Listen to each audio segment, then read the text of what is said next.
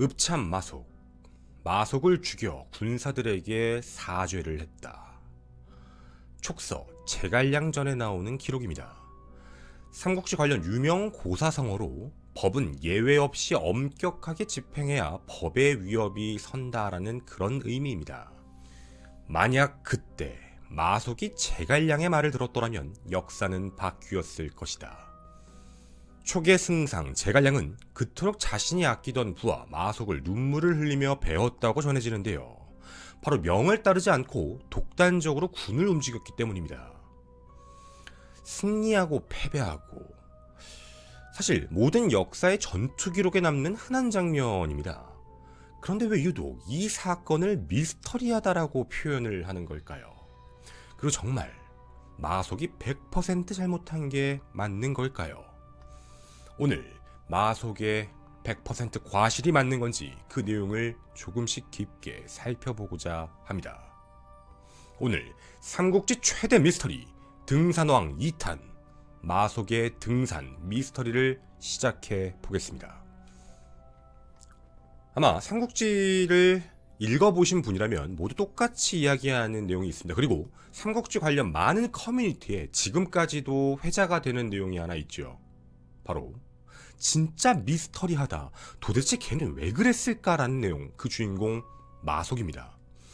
삼국지의 내용을 통틀어서 유명한 등산의 신인이 두 명이 있는데요. 하나는 우리가 이전에 한번 방송을 진행했던 등산왕 등해, 위나라의 장수 등해는 등산을 직접 해서 총나라를 멸망을 시켰었죠. 그런데 또 다른 등신이 한 명 더 있습니다.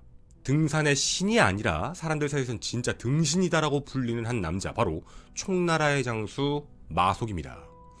삼국지 내용을 통틀어서 가장 미스터리한 행적으로 대형 사고를 친 마속에 대한 이야기죠.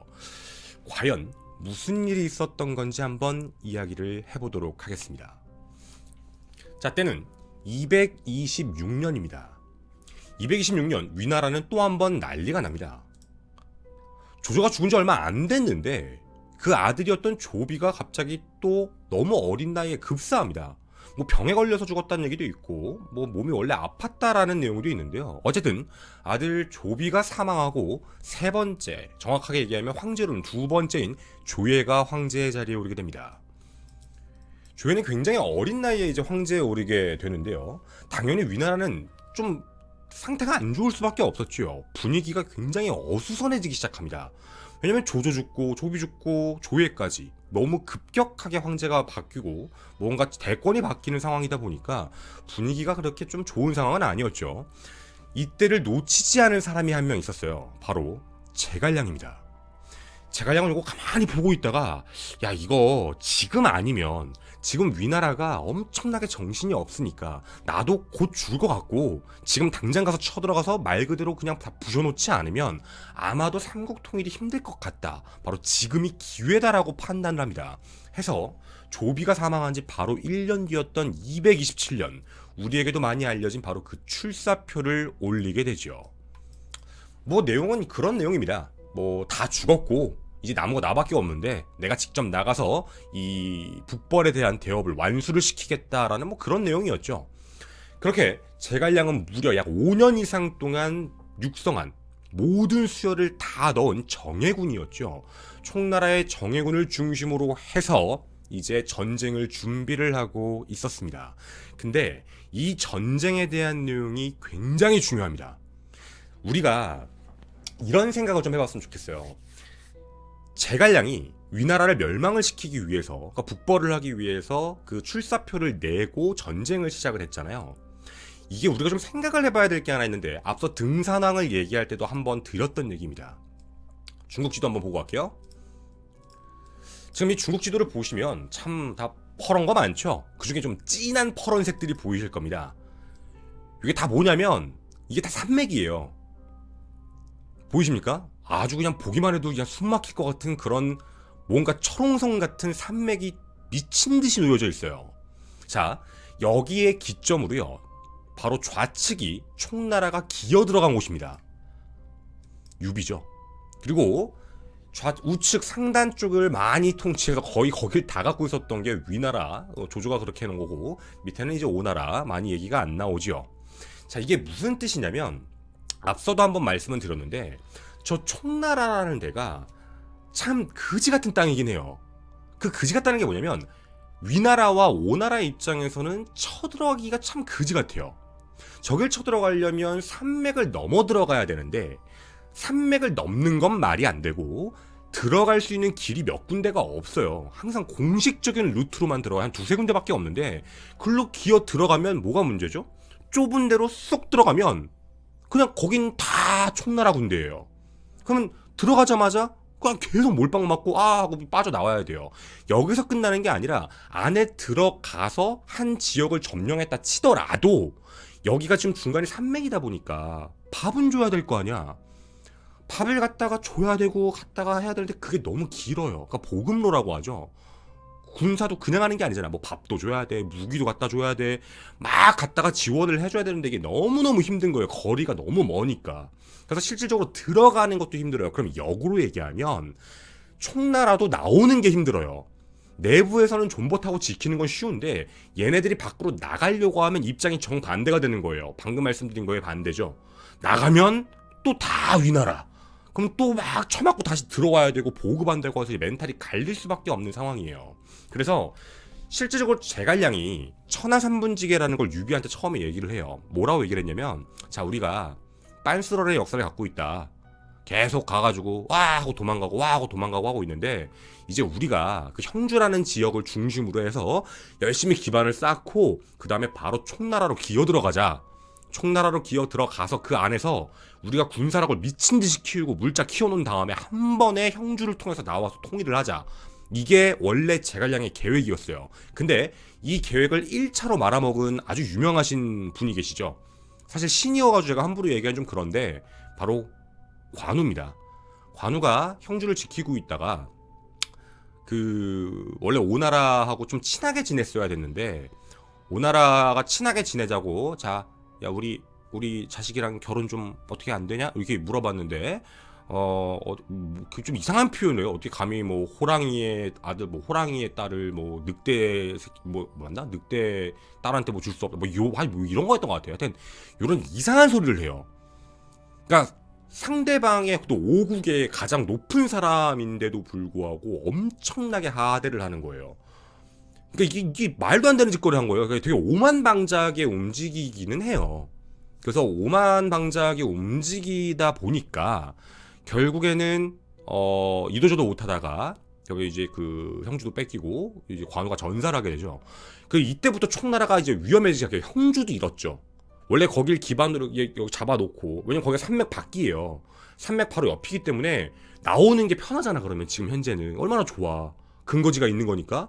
근데 여기서 열심히 뭐 스타크래프트로 따지면 포토캐논 산맥에다가 미친듯이 깔아놓고 여기서 존버 타가지고 열심히 군사 키운 다음에 게이트웨이에 있는 모든 애들을 다 이쪽에다 모아가지고 한 번에 전쟁을 하자였는데 그 선두점 자체가 이때 사라진 거고 또 하나는 관우라는 한 명장을 잃어버렸고 근데 관우라는 명장이 죽으니까 장비가 또 눈깔이 돈 거죠. 와 하고 부하 때리다가 부하한테 목이 잘려요. 그래서 결국에는 또 장비도 죽어요. 그거 보고 유비가 빡쳐가지고 다 죽일 거야 하고 갑자기 뭐 전쟁 일으켜서 원래 위나라를 쳐야 되는데 갑자기 오나라를 거기서 공격하다가 또 져요. 그리고 유비도 죽어요. 지금 그러니까 상황이 지금 개판으로 가고 있는 거예요. 그래서 지금 표정 보시면 아시겠지만 제갈량이 점점 상태가 안 좋아져요. 이러면 안 되는데 계획이 빠그라지는데 하고 결국에는 아까 보여드린 그 산맥 안에서만 존버를 탈 수밖에 없는 상황이 된 거예요. 그래서 계속 그 안에서 계속 그냥 군사력만 키우고 있다가 앞서 말씀드린 조비 딱 죽고 조회 딱 되고 나서 상태 안 좋다. 이제 가야 된다 하고 출사표를 내고 전쟁을 일으킨 거죠. 자, 그럼 여기서 중요한 게 있어요. 우리가 제갈량이 되어보자고요. 제갈량의 입장에서 전쟁을 이제 하러 갈 건데 과연 이 전쟁 첫 번째 전쟁을 어떻게 했을까요? 첫 번째 전쟁을 한번 대충 하다가 지면 다시 가면 되지 안 그랬을 거예요. 이 첫 번째 전쟁만큼은 완벽하게 해서 이겼어야 돼. 그러니까 필사의 전략으로 상대방이 예측할 수 없는 방법으로 해서 전쟁을 수행을 해야지만 가능할 거예요. 그러니까 모든 총력은 사실 첫 번째 전쟁에다가 무조건 다 때려 박아놨을 거예요. 그쵸? 왜냐면 2차, 3차 생각을 안 할 거니까. 물론 결과론적으로는 1차 북벌 실패하고 2차 북벌하고 3차 북벌하고 북벌 계속하다가 결국엔 나중에 오장원에서 죽어요. 그리고 이 뒤에 이 정신을 그대로 승계받아가지고 강유, 우리 저번에 했던 등산왕 등에 얘기했을 때 강유도 계속 북벌하다가 결국 이제 박살 난 거고, 그러니까 요 시나리오가 이렇게 가는 거예요. 그러니까 전편하고 이어지는 내용이. 자, 그러면 제가 이 얘기를 왜 하는 거냐면, 당시의 위나라는 얘네가 나올 거라고 생각을 안 했어요. 아유, 뭐 관우도 죽고 장비도 죽고 유비도 죽고 뭐 아무도 없는데 뭐 저기서 누가 나오겠어? 약간 요런 마인드였었어요. 그러니까 제갈량이 기어 나올 거라고 상상을 안 하고 있던 상황이에요. 그러니까 제갈량은 정확하게 허를 찌르는 공격 작전을 세운 게 맞고요. 일단 중요한 건 1차 전쟁 자체도 일반론적이지 않은 전쟁을 시작해요. 원래 하는 전쟁이 아니었어요. 자, 지금부터 표를 하나 보고 가도록 하겠습니다. 자, 이 지도에서 우측에 좀 빈 부분에 누가 있냐면 거기에는 조회가 있어요. 위나라에. 표정이 되게 간사하죠? 조회가 여기 있습니다. 네. 일단 요 오른쪽으로 넘어가게 되면 이제 장안이라는 데가 있는데 밑에 한중이라는 데가 아마 보이실 거예요. 자, 이제 제갈량의 입장입니다. 제갈량은 한중에서 군을 일으켜가지고 위나라를 조져야겠다면 원래 공식적 루트가 두 가지예요. 하나는 요 산맥 있죠. 요 거지같이 보이는 요 산맥. 요 위로 올라가는 거예요. 요 위로 올라가서 공격하는 방법이 하나 있어요. 그러니까 공식적인 루트예요. 두 번째, 여기 되게 험난하거든? 험난한데 여기를 바로 장안으로 그냥 진격하는 거예요. 이것도 힘들죠. 아까 말씀드린 대로 산맥 넘어가서 공격해봤자 어차피 뭐 또 거기서 때려 맞을 거고, 보급도 다 산맥이니까 보급도 안 되고 굉장히 힘든 지역이에요. 딱 요 두 루트예요. 딱 두 개입니다. 근데 제갈량이 이때 어마어마한 짓을 하게 됩니다. 누구도 상상할 수 없었던, 그러니까 그동안 어떤 전쟁사에서도 예전에 한번 있긴 있었는데 이렇게 올 거라고 상상을 할 수 없었던, 왜냐면 형주라는 데를 잃었고 베이스 캠프가 있지 않은 상황에서 전쟁을 수행할 수 없다라는 거는 제갈량은 너무 잘 알고 있었어요. 베이스 캠프가 존재해야 돼라고 판단한 데가 바로 여기입니다. 기산 방향입니다. 여기를 무조건 점거를 해야 된다라고 판단을 해요. 여기가 지금 보시면 약간 평지죠. 여기를 먹어야 된다라고 생각한 거예요. 여기를 먹고, 여기 지금 보시면 가정이라는 데가 보이실 거예요. 여기 지금 산맥이죠. 여기 산맥 보이실 텐데 여기를 딱 진을 치고 잡으면 위나라에서 못 들어온다고 믿는 거예요. 그러면 이렇게 여기를 베이스 캠프로 잡아서 한중에서 이렇게 물자 보고 파고 여기서 군사 모아서 이야 하고 치고 들어가자, 이게 마인드였어요. 이게 제갈량의 허를 찌르는 최고의 계획이었어요. 그러니까 제갈량이 북벌을 한 모든 계획 중에 1차 전쟁, 1차 북벌을 제외하고는 좀 특이하게 눈에 띌 만한 어마어마한 전략이 없었거든요. 최초이자 마지막이에요. 이쪽 방향으로 간다는 건 그 누구도 상상을 못하고 있었던 상황이었죠. 근데 제갈량은 참 똑똑하긴 합니다. 자, 이때 제갈량이, 자, 우리 정예병을 가지고 자, 여기로 갈 거야. 근데 우리가 군사를 끌고 이대로 가면은 분명히 여기 위에서 막어라고 해서 여기를 분명히 막을 거니까 우리가 이거를 조금 혼란을 주자라고 판단을 합니다. 왜냐면 당시 위나라엔 조진 장군이 있었기 때문이죠. 얘를 붙잡아놔야 될 필요가 좀 있었어요. 얘를 분명히 파견할 건데 얘를 좀 잡아놓을 만한 데가 없을까라는 생각을 갖고 있었던 거예요. 그래서 제갈량이 어마어마한 짓을 하게 됩니다. 바로 우리에게 잘생긴 걸로 알려진 좋은 조자룡을 내세웁니다.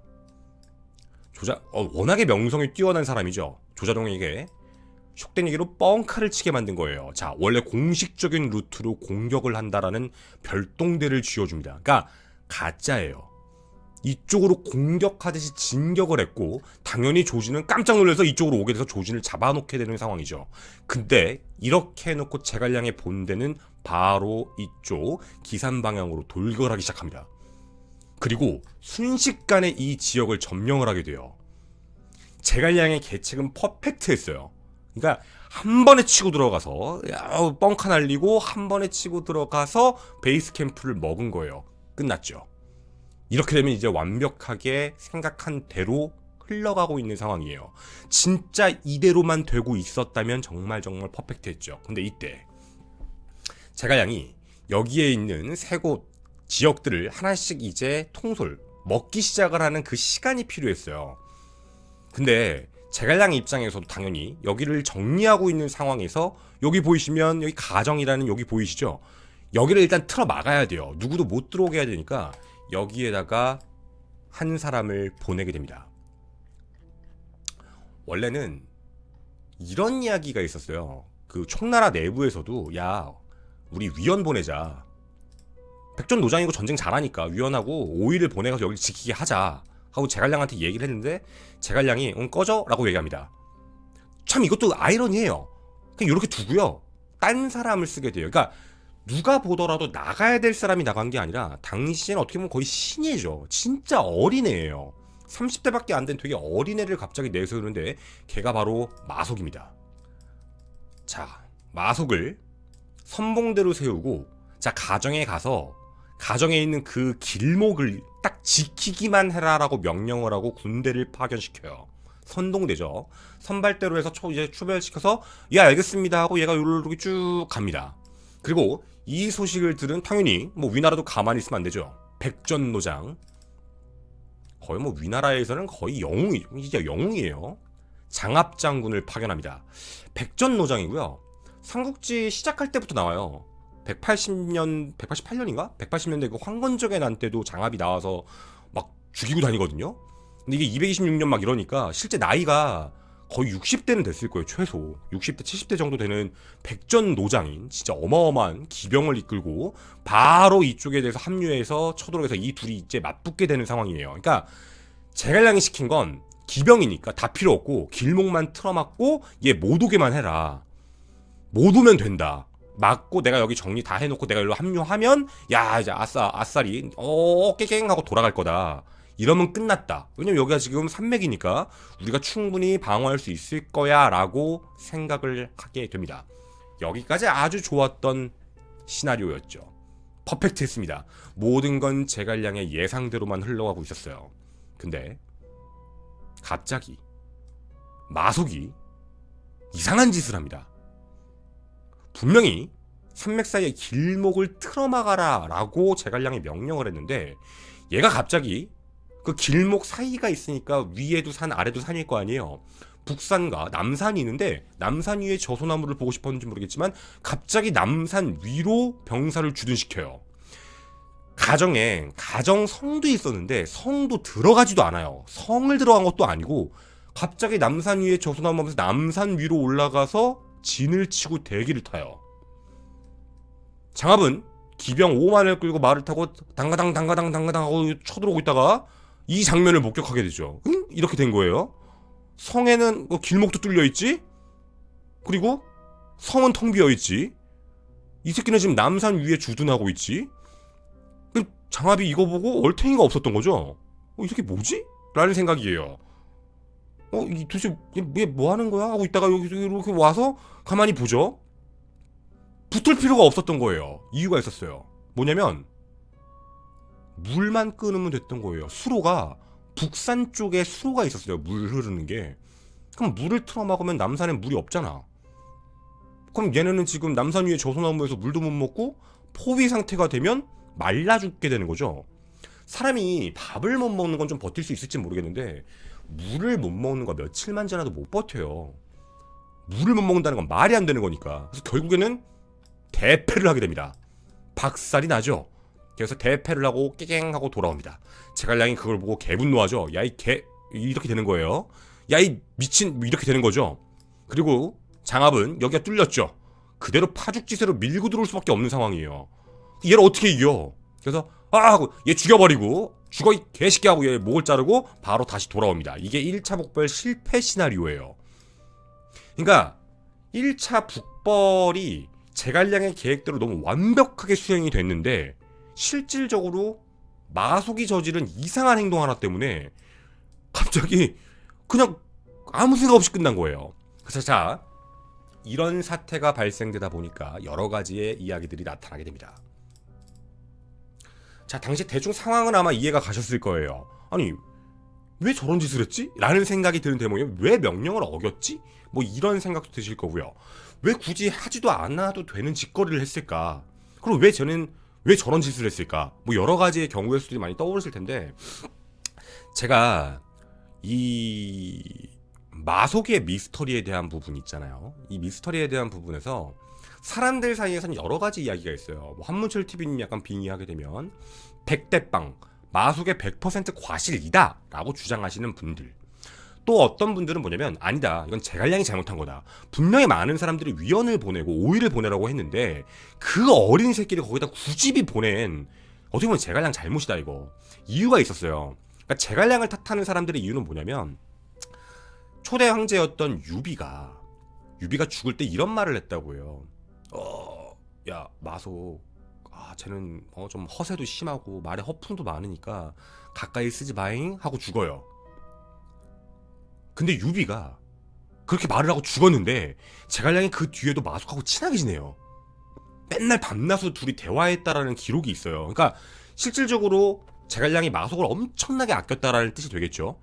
그러니까 유비도 얘기를 하고 죽었는데 제갈량은 그 말을 따르지 않았기 때문에 실질적으로 제갈량의 탓이 더 큰 거다 해서, 당연히 말을 안 들은 어떻게 보면 한 80%의 과실이 이제 그 마속, 20%에서 한 30% 정도의 과실이 제갈량에게 있는 거다, 이렇게 생각하시는 분들도 계십니다. 자, 제가 사실 뭐 이거에 대한 정답은 없어요. 그 누구도 뭐 누가 잘못됐다, 누가 문제다, 뭐 마속이 왜 그랬을까, 뭐 여러 가지의 문제인데, 오늘 여러분하고 이 미스터리를 조금 해결해보고 싶은, 좀 해결이라기보다는 가깝게 가고 싶은 거는 여러 가지 뇌피셜과 여러 가지 가설들입니다. 다만 이 이야기들을 쭉 들어보시고 나서 여러분이 한 가지 생각을 해주셨으면 좋겠어요. 정말 과실이 100대 빵일까? 아니면 80대 20일까? 아니면 70대 30일까? 아니면 50대 50일까? 그러니까 마속이 잘했다는 건 아닌데 마속이 좀 억울한 면이 있지 않을까라는 부분이 떠오르실지, 아니면 그래도 마속은 개새끼야 라는 생각이 드실지, 지금부터 그 내용에 대해서 하나씩 살펴보도록 하겠습니다. 일단 첫 번째, 마속에 대한 이야기를 좀 먼저 좀 진행을 해보도록 할게요. 아니, 도대체 제갈량이 마속을 왜 그렇게 아꼈을까에 대한 문제예요. 이게 좀 이유가 있는데, 그 정사의 기록에 보게 되면은 제갈량하고 진짜 친했던 한 남자가 있어요. 그 형주 지역이요. 아까 형주도 얘기했지만 형주 지역에서 유명했던 유명 인사가 있는데 바로 마씨 오영제예요. 독수리 오영제가 아니라 마씨 오영제라고 있는데, 마씨 형제 5명이 엄청나게 똑똑하다. 그 중에 1등, 첫 번째가 마량이라는 사람이에요. 근데 이 마량이라는 사람이 눈썹 사이에 이제 흰 털이 있다라고 해요. 그래서 우리가 이런 거야. 5명 중에 최고다, 백미. 우리 그럼 백미라는 말 쓰잖아, 우리들끼리에서도. 누구 중에 뭐다, 백미다, 이런 말. 그게 마량 때문에 나온 말이에요, 백미라는 말. 그러니까 마량이라는 사람이 어마어마했던 사람이 맞는 것 같아요. 되게 똑똑했어요. 그래서 마량이 제갈량하고 엄청나게 친했어요. 이게 내용을 살펴보면은 둘이 진짜 거의 막 형제처럼 지냈다라는 내용이 나오거든요. 그러면 제갈량과 마량이 친했다는 얘기는 마씨 형제들도 다 친할 수밖에 없었어요. 근데 나중에 이릉전투에서 마량이 사망을 하게 되고 그 동생이었던 마속도 있죠. 다 친하게 지냈으니까 당연히 제갈량하고 마속은 어떻게 보면 형제적인 관계이기도 하지만 형주 지역부터 그리고 이제 촉으로 들어올 때까지 같이 왔던 사람이라서 정치적인 기반, 그리고 뭐 우리가 얘기하는 형제적인 그런 약간 뭐 심리적인 기반, 모든 것에 거의 똘똘 뭉쳐있는 거의 직계 같은 사람? 거의 이런 급이었던 것 같아요. 너무너무 친했던 사람. 물론 친한 사람이, 그러니까 우리가 알고 있는 제갈량이 굉장히 공정하고 공평한 사람인데 단순하게 친하다라는 이유 하나만으로 마속을 거기에 내보냈을까라는 건 지금도 좀 아이러니컬한 문제예요. 그런데 여기에서는 조금 얘기를 해야 될 부분이 있어요. 우리가 삼국지라는 책이나 애니메이션이나 만화나 이런 걸 보면 제갈량이 공평한 거 맞아요. 엄청 행정적으로도 일을 잘하고 엄청 법 체계도 엄청나게 잘하고 이거는 정서도 똑같아요. 진짜 일을 잘했던 게 맞아요. 그런데 소설책에서 나오는 그런 이제 우리가 보고 있는 삼국지 연의 이런 데서 나오는 제갈량은 정치를 안 하는 걸로 나와요. 그러니까 정치라는 게 자기 파벌 만들어가지고 막 다른 세력도 견제하고 막 이런 거잖아. 정치가 나쁜 게 절대로 아니에요. 당연히 어떤 국가가 움직일 때는 한쪽의 세력만 득세하면 안 돼요. 당연히 양쪽의 세력을 균등하게 움직이는 게 어떻게 보면 황제가 해야 될 역할이기도 하고 이 양쪽의 이제 어떤 비율들을 맞추면서 견제도 시키고 해야 되는 게 맞는데 나쁘다는 게 아닌데 약간 정치를 안 하고 정치적 세력에게 항상 뭔가 당하는 느낌을 얘기를 많이 하거든요. 이유가 있어요. 아까 말씀드린 대로 형주라는 데를 기반으로 해서 총나라로 들어왔잖아요. 그러니까 우리가 알고 있는 총나라, 유비가 세운 나라는 형주파, 형주에서 똘똘 뭉쳐가지고 옛날부터 유비랑 으쌰으쌰해서 다 죽여버려 막 이랬던 애들이 있고 원래 총나라 안에서 살고 있다가 유비가 들어와서 항복 이러고서 유비 밑에 들어온 사람이 있어요. 당연히 파벌이 달라요. 그러니까 이게 통치를 하는 사람 입장에선 양쪽의 세력들을 잘 지켜줘야 돼요. 당연히 유비 입장은 당연히 그렇겠죠. 근데 유비가 죽었어요. 유비가 죽고 유선이 득세를 하고 유선이 황제가 됐을 때 당연히 총나라 중심에 있는 사람들의 입장에서는 제갈량이 안 입고 올 수밖에 없죠. 왜냐면 제갈량은 원래 유비 밑에 있었고 그 어떻게 보면 나라를 건국하는데 어마어마한 일을 했던 사람인데 유비가 죽을 때 어쨌든 나라를 이제 유선을 맡겼으니까 그런 식으로 보면 저 사람의 권한이 너무 강하다라고 생각할 수밖에 없으니까 당연히 제갈량을 견제할 수밖에 없죠. 그래서 정사 내용을 조금 보다 보면은 제갈량도 분명히 정치적인 세력을 갖고 있었어요. 자기가 승상이기 때문에 자기 말대로도 뭐가 돌아가야 되잖아요. 그러니까 자기 세력의 사람들만 챙겼다고 얘기하는 게 아니라 자기 세력의 사람들을 절대 안 뒀다는 게 아니에요. 그래서 당연히 형주파를 중심으로 해서 갖고 있었던 건 진실이에요. 그럼 그 안에 있었던 건 당연히 마속이죠. 근데 아까 말씀드린 위연이나 오이 같은 사람들은 원래 총나라 쪽 사람들이기 때문에 그쪽에 살던 사람이라서 실질적으로 쓰지 않았던 이유 중에 하나가 이게 만약에 또 걔네들이 가가지고 이거에 대한 공을 세우게 되면 무언가 약간 이 비례가 맞지 않아서 힘의 균형이 맞지 않고 저쪽의 힘이 좀 더 강해질 것 같아서 어려운 게 아니니까 그냥 길목만 지키는 거니까 이걸 마속을 시킨 게 아니냐라는 그런 추측이 있어요. 그러니까 이건 정치적인 입장이에요. 마속을 시킨 입장은 정치적인 이유가 조금 꼈을 것이다 라는 하나의 왜냐면 1차 북벌이고 제갈량의 입장에서 이 북벌은 굉장히 중요한 사업이에요. 아까도 말씀드린 정치적인 입장을 생각해보면 자기가 가서 박살이 나는 순간 여기 있는 애들이 저 새끼 봐봐 국력만 낭비하고 나쁜 새끼 뭐 이럴 거 아니에요. 그럼 자신의 권한도 떨어질 거고 형주파 자체적으로도 무언가 많은 것들이 권한이 떨어질 수밖에 없는 상황이다 보니까 무조건 승리를 해야 되는데 여기서 승리라는 전제 조건 중에 하나가 그렇게 어렵지 않은 거라면 실질적으로 이런 공 같은 거를 형주파에서 자기 쪽 사람들이 좀 세우는 게 좋지 않아요. 왜냐면 자기 쪽에 있었던 많은 사람들의 장수들이 이미 숨을 거뒀잖아. 어떻게 보면 관우도 죽고 뭐 어떻게 보면 장비도 죽고 뭐 많은 사람들이 이미 간 상황이니까. 그래서 실질적으로는 그런 문제 때문에 군사를 이끌 수 있는 세력에 대한 문제를 이런 걸로 해결을 하려고 하지 않았을까가 가장 큰 추측이에요. 자, 그러면 일단 왜 굳이 마속을 내보냈을까라는 부분은 뭐 좀 미스터리하긴 하지만 정치적인 부분에서 입장을 좀 생각을 해보면 이해는 해볼 수는 있어요. 그럴 수 있었겠구나 정도. 그런데 이거 하나 있고요. 두 번째 이유가 있어요. 이거는 사실 진실을 절대 알 수 없는 내용이긴 하지만 위나라의 기록을 보면 제갈량 자체에 대해서 전쟁을 할 때 이런 평가를 많이 해요. 굉장히 신중하다. 도박을 하지 않는다. 확실한 데만 전쟁의 군을 이끈다. 약간 이런 케이스를 제갈량으로 보거든요. 그러니까 제갈량은 모든 걸 계획하고 확실할 때만 움직여요. 아까 보셨던 1차 북벌도 그런 느낌이었죠. 좀 신기하지 않아요? 우리가 좀 생각을 해봐야 될 부분이 있는데 유비 사후에 제갈량이 마속하고 밤낮으로 같이 붙어 있었다라는 내용이 있었다고 했잖아요.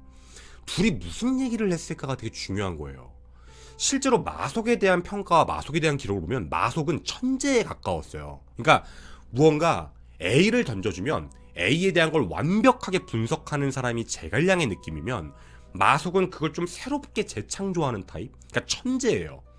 그러니까 제갈량이 마속을 아꼈던 이유 중에 하나도 자기는 전공법을 생각을 많이 한다면 마속은 전공법 중에 좀 창의적인 생각을 굉장히 많이 하는 굉장히 좋은 사람이었던 것 같아요. 해서 아까 여러분하고 보여드렸던 그 전쟁 모습이 있었죠. 전쟁에서 원래는 루트가 이렇게 기본적으로 두 가지인데 새로운 공간으로 가는 그 모습을 보여줬던 게 제갈량 머리에서만 나온 게 아닐 가능성이 높아요.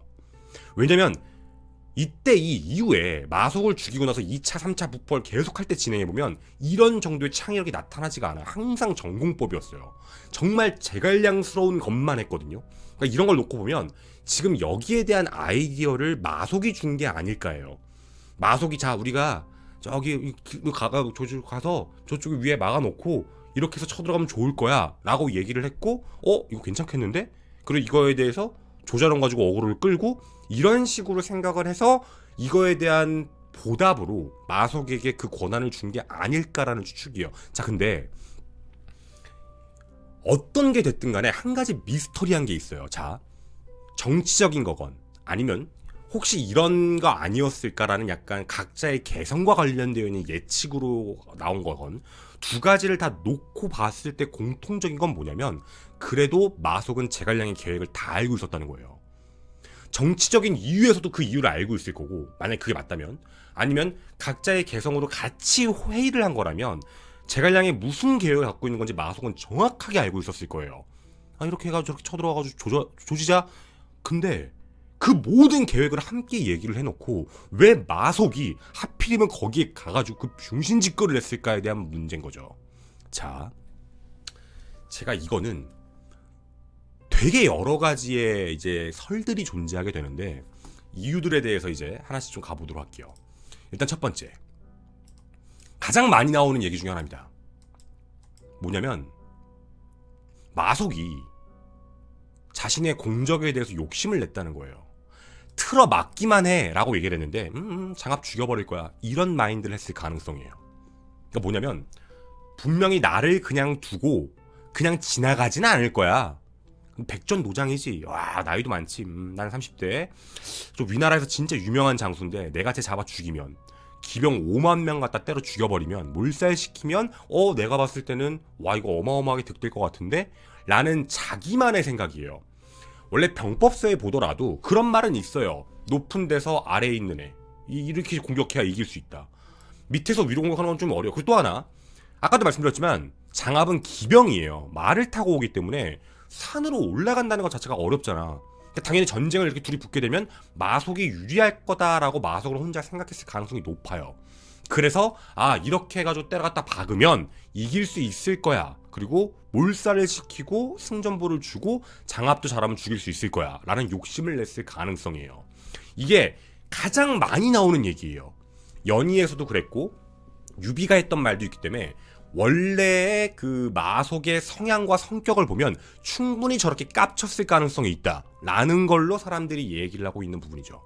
그런데 여기에서 사실 좀 문제가 있어요. 이게 보통 확신이 있는 게 아니면 안 되거든요. 어마어마하게 중요한 전쟁을 수행 중인데 내가 장합을 죽여버릴 거야 이러고서 이거를 혼자 독단적으로 결정할 수 있을 가능성이 얼마나 될까에 대한 문제예요. 과연. 그리고 또 하나의 문제가 있습니다. 병법의 기본 중에 기본인데요. 물이에요. 물을 무시했다는 거는 말이 안 되는 거예요. 그래서 여기에 대해서는 제갈량의 판단 미스죠. 전쟁 수행을 제대로 하지 못한, 한 번도 제대로 전쟁 수행을 하지 않았던 마속을 거기다 선봉적으로 갖다 내세운 것 자체가 이제 미스라는 이유 중에 하나인 건데, 물 보급로를 끊어버렸잖아 장합이. 백전노장이니까 딱 가서 보고 물 끊어 이러고 물 끊어버리고 끝낸 거야.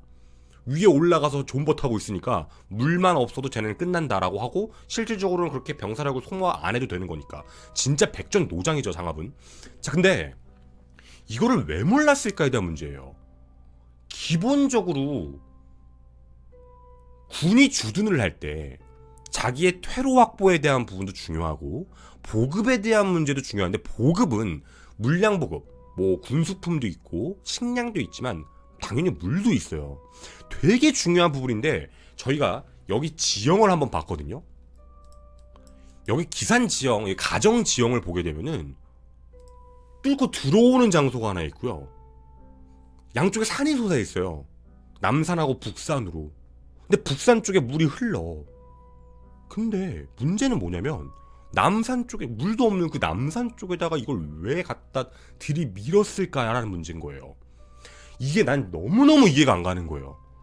아무리 생각을 해봐도, 아무리 병법을 모를 수도 없고, 제가 그렇게 오랫동안 얘기했고 천재성을 갖고 있는 사람이 어떻게 이런 걸 실수할 수 있지라는 생각이거든요. 근데 제가 오늘 이 방송을 하기 전에 한 가지 봤던 게 있었어요.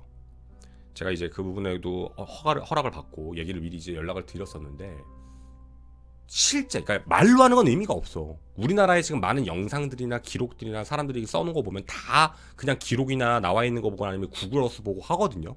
근데 이분은 직접 거길 가신 분이에요. 그 유튜브에 기행장군 양양이님이라고, 저도 옛날부터 되게 즐겨봤던 분인데 이분이 여길 직접 가셨더라고요. 제가 지금부터 그 영상을 잠깐 보여드릴 건데, 기산입니다. 이분이 거기 가서 드론을 띄우셨어요. 내가 이걸 보고, 여러분 여기 많이 구독 좀 해주세요. 삼국지 좋아하시는 분들은 꼭 구독하시길 바라겠습니다.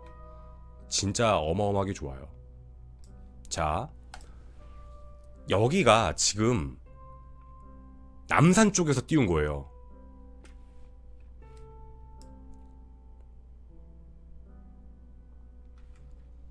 보이시면 엄청 지형이 낮아요. 자, 그리고 여기가 지금 보이는 데가 북산입니다. 지금 여기가 이제 남산 쪽 보여주신 거고, 여기가 이게 남산. 지형이 낮죠? 그리고 자, 여기 보이시는데 여기가 북산이에요. 북산도 겁나 낮죠? 북산이 더 낮아요. 엄청 낮아요. 이거 우리 동네에 있는 산보다도 낮아요. 북산 자체가. 그리고 이게 밑에가 이제 그 길이거든요. 그래서 당시에 장압이 왔던 길은 이 남산과 요 북산 사이 요 길 있죠. 요 길 쪽으로 기병 5만을 끌고 내려온 거예요. 요 길로 저기 보이시는 쪽에서 이제 쭉 5만 타고 당가당 하면서 말 타고 왔겠지. 여기가 이제 북산. 자, 그러면 제가 이걸 보고 한 가지는 깨달은 게 맞아요. 만약에 산 위로 올라갈 생각이었을 때 왜 북산으로 안 가고 남산으로 갔을까? 이유는 딱 하나예요. 북산이 낮아서. 이게 이유야. 북산이 너무 낮아요. 저거는 거의 평지야. 아무리 봐도 저긴 너무 평지라서 저기에 올라가는 건 의미가 없는 것 같다라고 판단한 것 같아요. 그나마 남산이 낮다라고 판단해서 남산으로 올라간 것 같아요. 이게 어떤 뜻인지 아시겠죠? 그러니까 저기는 그냥 말 타고도 쫙 하면 올라갈 수 있는 길이 거의 평지에서 그냥 기병하고 맞짱 뜨는 느낌이라서 저기는 의미가 없을 거다라고 판단하고 어쨌든 남산 방향으로 틀어서 올라간 이유, 왜 북산으로 안 가고 왜 남산으로 갔을까? 자, 그러면 이게 이렇게 이해가 되면 이제 한 가지의 또 문제가 생겨요. 물이에요. 분명 북산에 물 있는 거 알았거든요. 남산 쪽에 물이 안 온다는 걸 알 텐데 왜 굳이 그랬을까라고 한다면 이것도 이렇게 유출을 해볼 수가 있어요. 바로 마속의 그동안의 행적이에요. 이건 진짜 제갈량의 미스가 맞는데, 마속은 형주 출신입니다. 아까도 얘기 드렸죠. 형주 출신이라고. 그래도 촉에 있었다고 했잖아요. 근데 문제가 뭐냐면 마속은 단 한 번도 물 때문에 고통받아 본 적이 없어요. 형주 지역이 수시로 비가 내리는 지역이 홍수 겁나 나는데, 그러니까 맨날 막 물 넘치는 데예요. 그리고 실제로 촉으로 넘어와서 같이 주둔했던 그쪽도 수시로 비가 내리던 지역이에요. 거의 맨날 안개 껴있고 막 날씨 진짜 겁나 안 좋은 데야. 이런 데만 주둔을 해 있었던 거예요.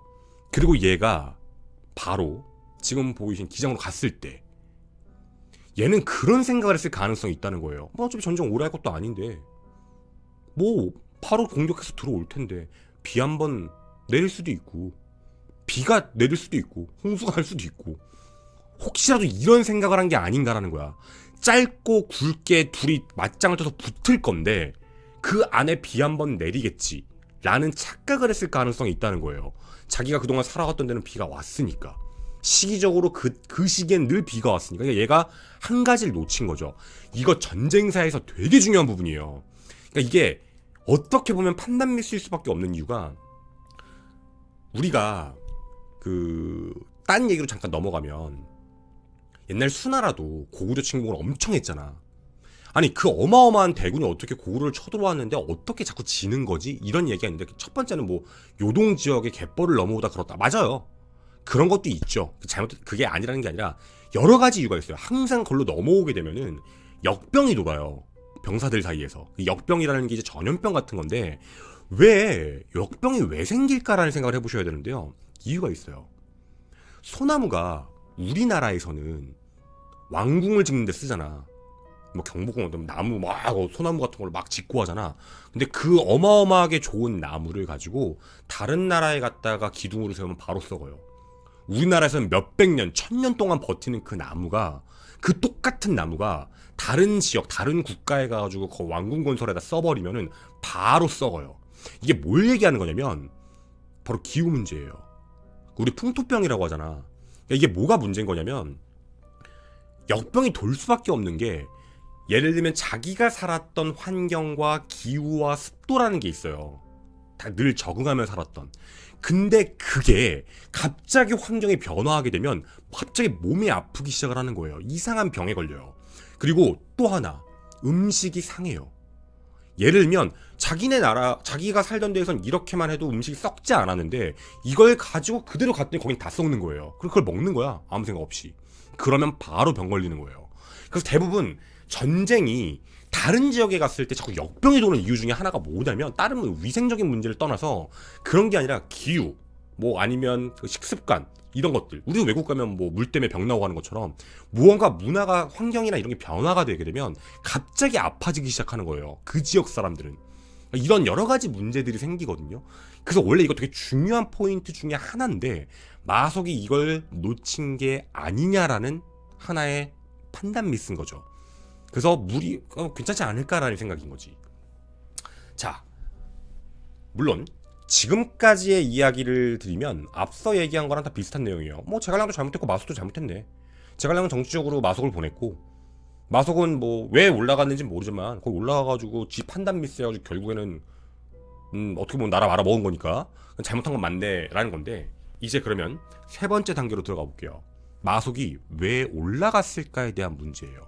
사실 이거 이유는 그동안 뭐 한국에 있는 많은 글들도 봤고 책들도 봤고 저도 내용들도 많이 봤는데 다 같은 내용이에요. 그러니까 왜 올라갔는지에 대한 근본적인 원인에 대해서는 다들 그냥 욕심내서 이런 식으로 난 이게 너무 이해가 안 가는 거야. 아니 아무리 그래도 욕심을 내가지고 장합 한번 죽여보겠다고 저런 짓을 했을까? 과연? 너무 이해가 안 가는 상황이었었어요. 저 개인적으로는. 근데 저는 가장 납득이 가는 이야기를 하나 보게 됐습니다. 가장 납득이 가는 이야기였어요. 그 이야기를 여러분하고 해보고자 합니다. 자, 지금부터 좀 중요한 얘기를 좀 하나 하고 갈게요. 여러분, 자 여기 한중이죠. 여기 원래 전부 다 여기 누가 다스렸죠? 여기 위나라 땅이에요. 위나라 땅입니다. 근데 위나라가 통치를 잘했을까 못했을까? 우리가 그러니까 이게 기록하고 실제를 살펴봐야 되는 이유이기도 해요. 기록을 보면 제갈량이 와 하고 이쪽으로 쳐들어갔잖아요. 여기서 3군이 바로 항복을 해요. 3군이 항복을 하면서 여기를 먹었다라고 해서 파죽지세로 몰고 들어가서 마석을 여기다 보냈다라고 기록으로는 나와요. 틀린 얘기 아니에요. 근데 여러분 이런 질문 한번 드려볼게요. 파죽지세로 올라간 것까진 좋아. 근데 저 안에 사는 백성들은 좋았을까? 봐봐요. 내가 위나라의 통치를 받는 그러니까 위나라 그 안에 있는 백성이었어. 근데 위에 관리들이 와 하고 항복을 한 거야. 그럼 나도 갑자기 총나라 백성이 된 거지. 쉽게 얘기하면. 이해하시죠? 자, 물론 거기는 그럴 수 있어요. 이미 제갈량이 군사 끌고 들어왔으니까 거긴 그렇다고 칠게요. 그냥 일단 거기는 그렇다고 두고. 문제는 가정이에요. 이 가정 지역에 대한 기록이 중요해요. 가정은 진짜 오랜 시간 동안 태평성되었어요. 기록에 따르면 가정의 백성들은 너무나도 행복하게 살고 있었고 너무나도 편안하게 살고 있었어요. 장합이 너무나도 전쟁을 잘했기 때문에 통치하에 있었고 너무나도 위나라에 만족을 하고 살고 있었던 사람이에요. 근데 갑자기 기장에 혼란을 준 사람이 있어요. 누구죠? 제갈량이에요. 갑자기 갑자기 가정이 불안해지기 시작한 거예요. 그동안 오랜 시간 동안 정말 태평성대하고 뭐 걱정 없이 막 너무 행복하게 살고 있었는데 갑자기 여기 쳐들어와가지고 여기 정세가 불안해지기 시작했던 거잖아. 기산주둔하면서. 그러면 가정 백성들 입장에서는 아니 이 새끼들 뭐야? 이럴 거 아니야. 아니 저 새끼들 때문에 갑자기 우리가 힘들어진 거잖아. 아니 전쟁이 난 거 아니야. 갑자기. 우리도 갑자기 가만히 있는데 뭐 저기 북한이 쳐들어오면 전쟁 나면 북한 좋아할 리가 없잖아. 뭐야? 이렇게 되는 거잖아요. 그러면 지금 가정 백성들의 입장은 어땠을까요? 당연히 좋아할 리가 없어요. 열받죠. 농사 잘 짓고 수확할 거 대기하고 있고 배불리 먹고 따스하게 잘 자고 있었는데 가족도 있고 애도 있고 막 그래서 막 행복하게 살 생각만 하고 있었는데 갑자기 전쟁 났다고 하니까 갑자기 총나라가 쳐들어왔으니까 열받잖아. 제가 아까 앞서 말씀드렸죠. 원래 총나라 안에서 짱만 박혀 있다가 오랜 시간 동안 그 안에서 국력을 하다가 조비 죽고 조회하고 바로 전쟁 일으킨 거라고. 그 오랜 시간 동안 태평성대했던 공간의 그 평화를 깨버린 거예요. 여기서 문제가 생겨요. 첫 번째, 마속이 가정성을 못 들어간 이유요. 마속이 제갈량에게 보낸 글이 하나 있어요. 여기에 사람들의 민심, 마음부터 얻어야 된다. 이게 무슨 소린지 아세요? 가정 사람들의 민심을 먼저 얻어야만 한다라고 제갈량한테 얘기를 해요. 제갈량은 급했던 거예요. 마속은 그게 안 된다고 한 거야. 뭐냐면 자기가 군사를 끌고 만약에 가정성을 점령을 하는 순간 가정성은 굉장히 불안해져요. 가정성 내부에 있는 백성들이 통솔이 안 되는 거야. 자기들이 성은 포위를 했는데 성 자체는 촉군, 안에는 불만 졸라 많은 위나라 백성, 밖에서는 장압이 기병을 끌고 와 하고 쳐들어오면 이거 나중에 만약 백성이 안에서 봉기 일으켜가지고 문이라도 열면 어떡해. 성문 열면 답 없는데. 그러니까 이게 지금 성을 갖다 포위를 해야 되는데 성 안에 들어오는 것 자체가 불편한 거예요. 그러니까 뭔가 가정 사람들 자체가 굉장히 위나라에게 많은 것들을 의지하고 있었고, 실제로 저도 그 영상을 봤더니 거기에 분석하신 분이 이런 얘기를 하더라고. 당시에 가정성 백성들 중에 일부는 스파이 짓을 했다고. 촉군 어디 있어요? 뭐 어떻게 했어요? 이걸 얘기를 다 해줬대요, 위나라에다가. 그러니까 이 정도면 실제로 기병 5만 끌고 쳐들어온 건 맞지만 이 안에 많은 그 가정 백성들 자체는 다 위나라 군대에 가까운 사람들이기 때문에 다 적인 거예요. 그러면 길에 주둔한다는 것 자체가 어떻게 보면, 그러니까 성 자체에 주둔한다는 것 자체가 마속한테는 굉장히 부담스러운 거야. 성에 거기서 어떻게 내부도 위험하고 바깥도 위험한 상황에서 통솔 안 되면 뒷감당 자체가 안 될 가능성이었던 거죠. 그러면 길목을 보호할 수 있는 방법이 없는 거야. 성을 중심으로 길목을 막아야 되는데, 왜냐면 성 안에 들어가면 기병 정도는 막을 수 있을 텐데 성 자체 진입이 안 되니까 성을 포기를 하게 되는 거예요. 그럼 성을 포기를 하게 되면 어떻게 될까요? 얘네가 군사를 주둔할 데가 없어. 그럼 군사를 주둔할 수 있는 좀 지형적인 데를 봐야 돼요. 성을 냅두고 그냥 평지에다가 깔아버릴 수 없어. 다 기병인데. 그럼 갖다 때려박으면 완전히 다 그냥 박살나잖아. 그럼 방법은 딱 하나야. 옆에 북산, 옆에 남산. 산을 올라야 되는 거야. 쭉 봤더니 북산? 너무 낮아. 저기는 기병한테 박살 날 것 같아. 그럼 방법은 하나예요. 남산. 남산으로 올라가면 가능성이 있을 수도 있다. 위에서 주둔하고 때려 박아보자. 이거밖엔 방법이 없다 라고 생각하고 올라가서 주둔을 했는데, 문제는 그 뒤에 백전노장이었던 장압한테 걸려든 거죠. 자, 제가 지금 얘기를 드린 이유는 이거는 가설이에요. 이것도 똑같이. 단 그동안 오랫동안 봐왔던 마속이 도대체 왜 거기 기어 올라갔을까에 대한 미스터리인데, 제가 그 양양이님 영상을, 현지의 영상들을 보다가 그 말에 너무 꽂혔어요. 그러니까 백성의 마음인 거예요. 우리는 항상 장수, 태수, 거기를 관리하는 자사들의 입장을 얘기하잖아. 근데 그건 장수들이 항복하는 문제인 거지. 우리는 항상 알고 있는 얘기가 있어. 백성, 민심을 잡지 못하면 절대로 천하는 안정되지 않는다는 거. 언제든 봉기가 일어나고 언제든 문제가 일으킨다는 건 기본인 거예요. 그럼 제갈량의 입장에서는 당시에 완벽한 전력을 세워서 제갈량은 3군을 먹고 쳐들어간 건 맞아. 단 한 가지를 무시한 거예요. 거기에 민심이에요. 민심을 잡지 못한 상황에서 그 안에 성을 기어 들어간다는 건 거의 뭐 나 죽여주세요 급인 거야. 이거 자칫 잘못하면. 근데 그 생각을 했다면, 제갈량이 만약 그 생각까지 했다면, 사실 그럴 거면 백전노장이었던 어떻게 보면 위연이나 오이를 보내는 게 맞았죠. 차라리 그렇게 가는 게 맞았죠. 근데 분명 마속은 얘기했어요.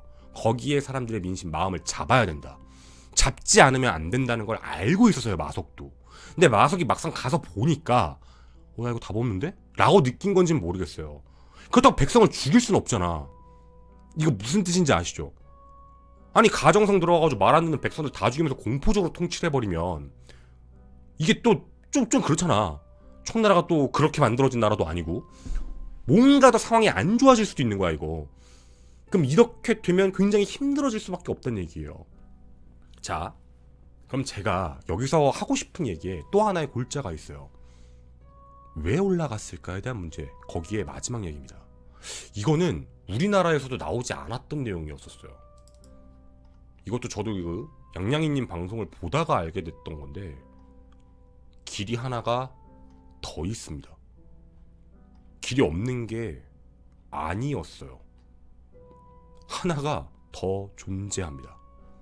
근데 그 길이 조금 신기하기는 했어요. 개인적으로. 그거를 좀 말씀을 드리도록 하겠습니다. 근데 여러분 지금 눈에도 보여요. 자, 제갈량은 이렇게 가는 루트, 이렇게 가는 공식적인 루트가 아닌 이쪽 방향으로 가서 여기를 먹고 여기를 존버를 탄 다음에 이렇게 쳐들어가는 루트를 잡았죠. 물론 제갈량도 알고 있었을지 모르겠는데 여기에 보시면 여기 사이에 이렇게 보이는 길 보이시죠? 좁은 길. 여기에 길이 하나 있어요. 이게 진창유수도라는 길이래요. 길이 있었던 거예요. 그러니까 이렇게 해서 이렇게 쳐들어가는 거 가능하죠. 근데 이렇게 먹었다고 해서 지금 현재 요 지역이 고립이 되는 건 절대 아니에요. 여기가 연결이 돼요. 이쪽으로 왔던 조진이 있었기 때문에 여기는 분명히 고립되는 상황은 아니었다는 거죠. 물론 지원 자체를 많이 할 수 있는 데는 아니래. 길이 좁아가지고 군사가 많이 움직일 수 있는 공간은 아니었던 거예요. 제갈량의 입장에서는 어쨌든 여기가 군사가 많이 움직이는 데는 아니니까 여기를 빨리 평정하고 먹은 다음에 이렇게 여기 한번 막으면 되고, 여기 좁으니까 뭐 병사도 많이 못 올 거니까 조그맣게 여기 입구만 막으면 될 거고, 여기를 해서 이렇게 쳐들어가면 분명히 가능할 거야 라고 믿었던 것 같아요. 이게 이렇게 말이 되게 되면 우린 이런 생각을 해봐야 돼요. 읍참마속, 등산왕 등에, 등신 등에와 등신 마속에 대한 이야기인데 왜 마속이 산을 올랐을까에 대한 이야기가 마속이 정말 자신의 공가를 위해서 했다, 자기가 욕심을 내서 저기 장합을 주기 위해서 한 거다 라는 것과, 두 번째 진짜 어쩔 수 없이 올라갈 수밖에 없는 상황이었다, 가정성을 못 들어가니까 어떻게 장합을 막아야 되지? 라는 생각에서 올라갈 수 있는 차선책은 거기밖에 없었다 라는 두 가지의 의견이 나와요. 자, 이렇게 나오게 된다 하더라도 마속의 책임이 없다는 건 아니에요. 분명한 건. 근데 여기에 가장 큰 핵심 중에 하나, 마속은 얘기를 했어요. 제갈량은 이걸 몰랐을까요? 자, 우리는 제갈량에 대해서 전쟁 모든 거에 대해서 다 잘한다라고 알려져 있어요. 하지만 전쟁도 잘하고 책략도 잘 내고 행정도 잘하고 정치도 잘하고 아니에요. 그건 삼국지 연의에 나오는 제갈량인 거지 실제 제갈량은 행정가잖아요. 그렇게 오랫동안 하고 있다가 결국엔 출사표를 내고 다 죽었으니까 내가 나가서 전쟁할게 라고 해서 나온 거예요. 그게 첫 번째 1차 북벌이에요. 군에 대한 이해가 없다는 게 아니라 그렇게 많은 능력이 있는지를 모르겠어요, 제갈량에게.